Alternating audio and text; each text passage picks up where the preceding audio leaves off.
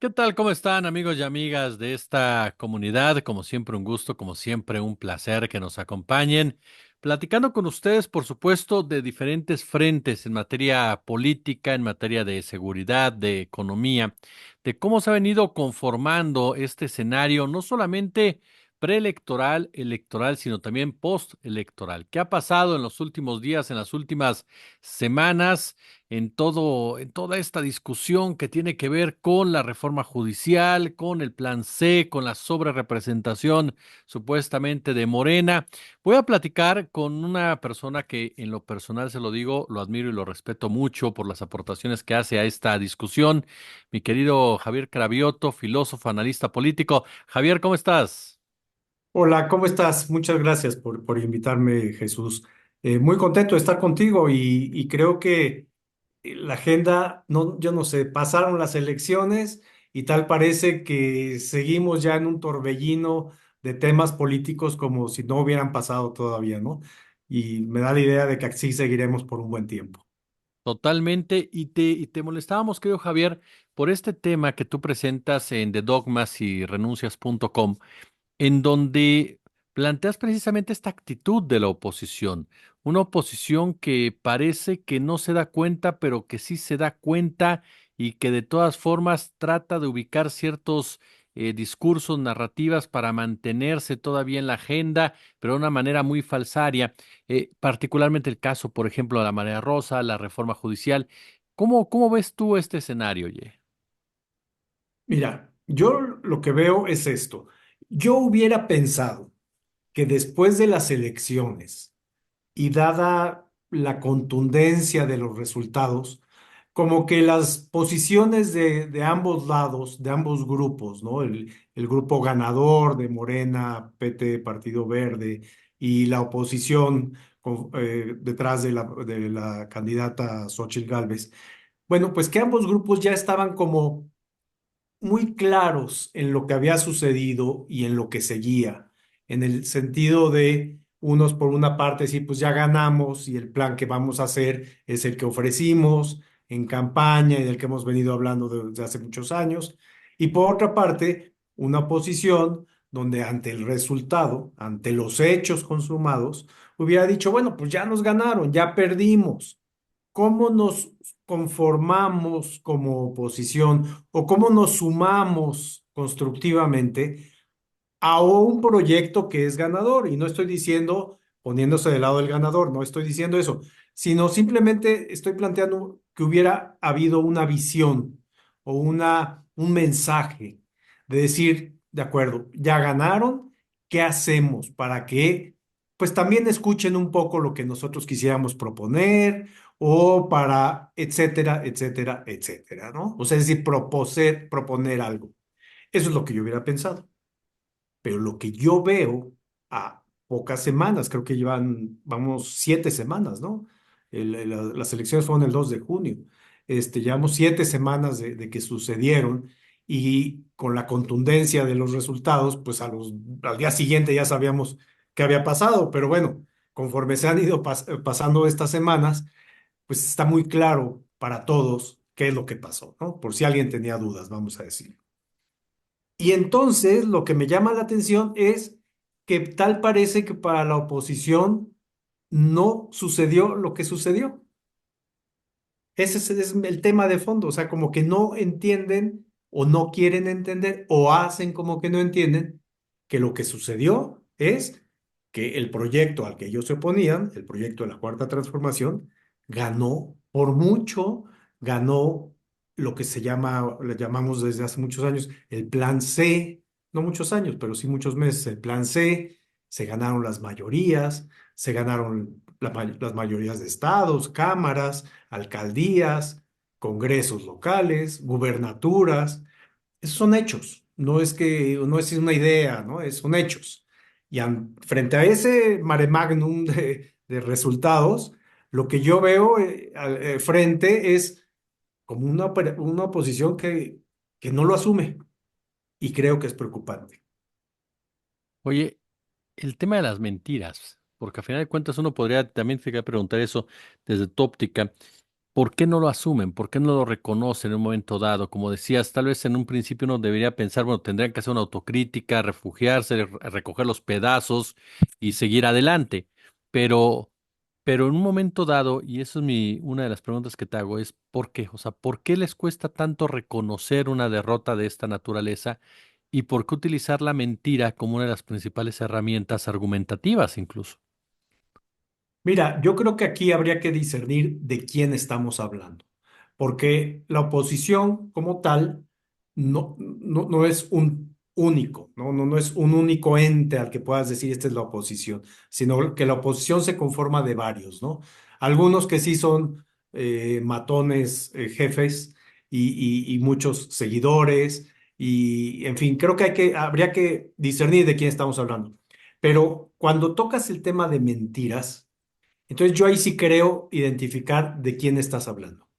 Yo ubico a un grupo de medios en medios de comunicación, es decir, gente en medios de comunicación y medios de comunicación como tal, así como política del medio, ¿no?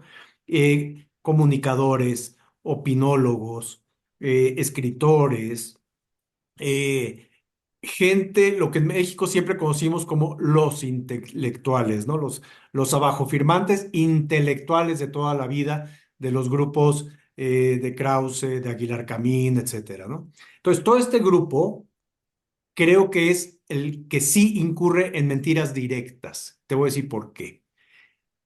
Y tienen nombre y apellido, ¿eh? Y Ujú. los conocemos. Son comunicadores de toda la vida en medios muy importantes o menos importantes. Sí, pero no es gente nueva, ¿eh? No es gente, no estamos hablando de alguien que llegó hace poco a los medios. Estamos hablando de la gente que tiene mucho tiempo de estar, de ser la voz que representa a lo que podríamos llamar la derecha en México o el conservadurismo en México. Bueno, yo pienso que ahí sí hay mentira directamente y sí los podemos catalogar como mentirosos directamente. ¿Por qué?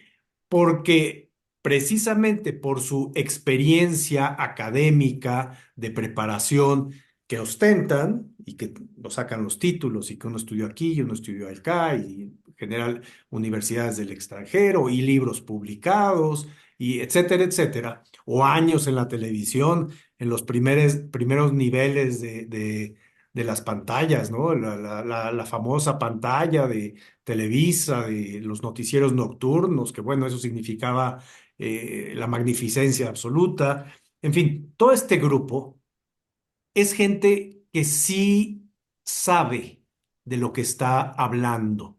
Lo digo en el sentido no de coincidir en sus opiniones, sino en el sentido de que nadie los está engañando. ¿No? Ellos tienen una agenda para decir lo que dicen y al ser falsa esa agenda, sí son mentirosos y sí dicen mentiras. Entonces, ese grupo, ¿por qué lo hace? Yo creo que es meramente un tema económico, meramente un tema económico. Reciben ingresos en especie o en constante eh, para mentir, para decir lo que dicen. Y son los mismos que se han dedicado a agraviar y atacar al presidente, a su familia, a los chairos, a la 4T, a Morena. Son los mismos de toda la vida, ¿no?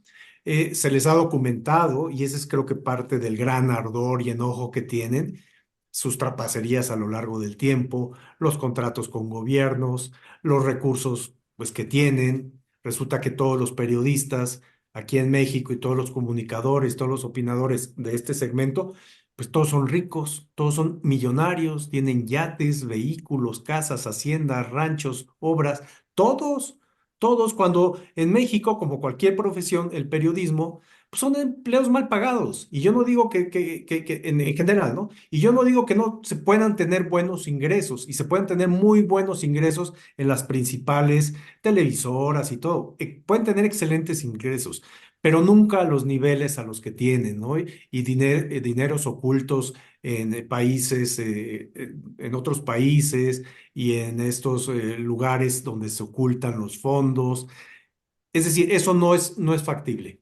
Entonces, esta industria, vamos a resumirla, esta industria del chayote, tanto a periodistas como a comunicadores, etcétera, creo que les es redituable, pero a cambio de que vendan su pluma a lo que se les diga que vendan la pluma, porque no son nuevos, no son de este sexenio, han estado permanentemente. Son los mismos que cuando se les pidió en el gobierno de Felipe Calderón, por ejemplo, que se dejara de hablar de, de la violencia, por ejemplo, eh, se callaron, dejaron de hablar de la violencia para decir que lo que estaba sucediendo en México entre los mafiosos de Genaro García Luna, de Felipe Calderón, etcétera, no existía y que las muertes no eran muertes y etcétera, etcétera.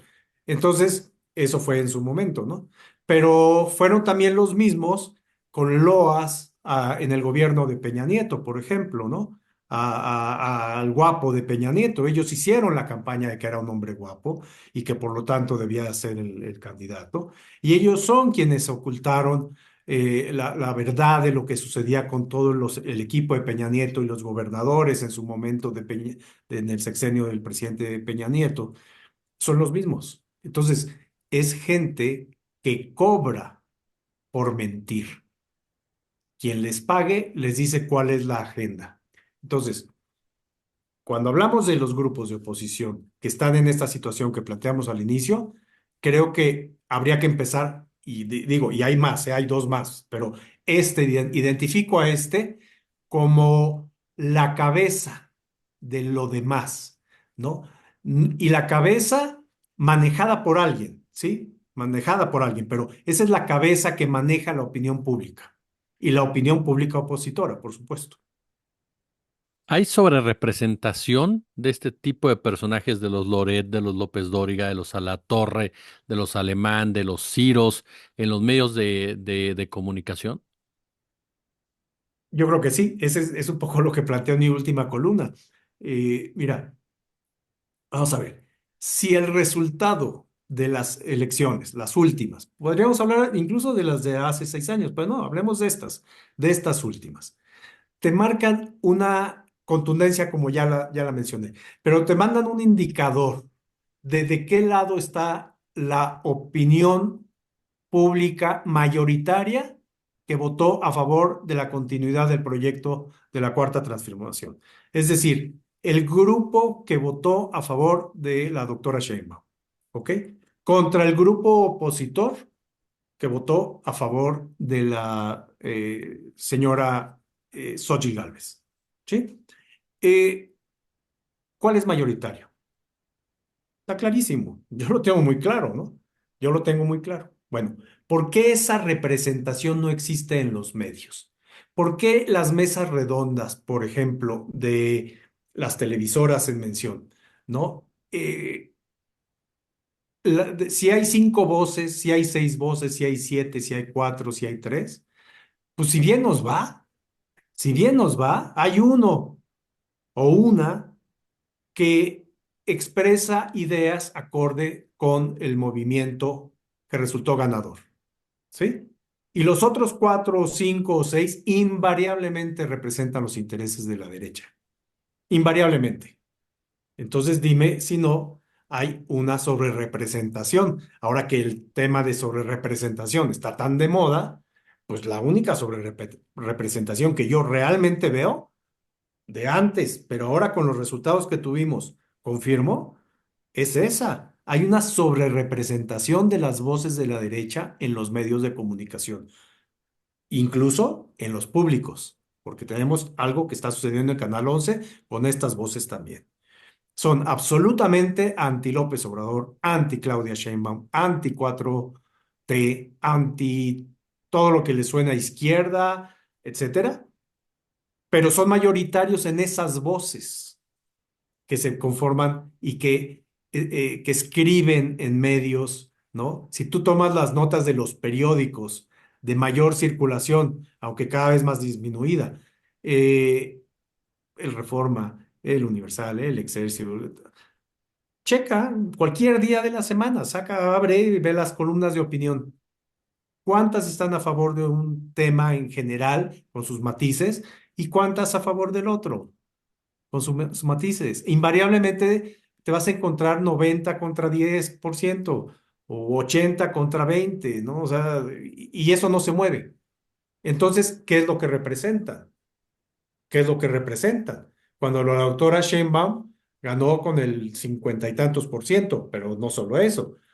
Cuando la 4T hoy en día tiene 22 o 23 gobernaturas, no sé ni cuántas, no importa, pero me refiero que representa el 70% y el 76% de los congresos locales.